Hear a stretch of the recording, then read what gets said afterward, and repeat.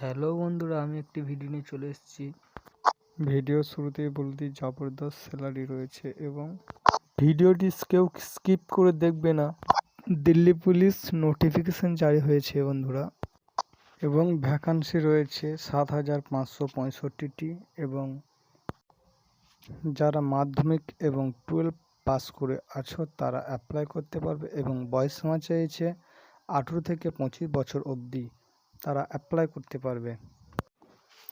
সেপ্টেম্বরের 22 তারিখে অ্যাপ্লাই শুরু এবং অক্টোবরের 21 তারিখ অবধি last date form fill up.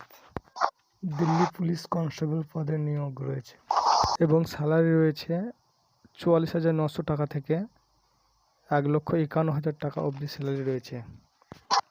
যারা 10 এবং 12 পাস করে আছে তাদের জন্য জবরদস্ত মৌকা ভাই এটা, এবং জবরদস্ত স্যালারি রয়েছে। জেনারেলদের জন্য অ্যাপ্লাই 100 টাকা লাগছে, এসটি এবং এসসিদের কোনো টাকা লাগবে না।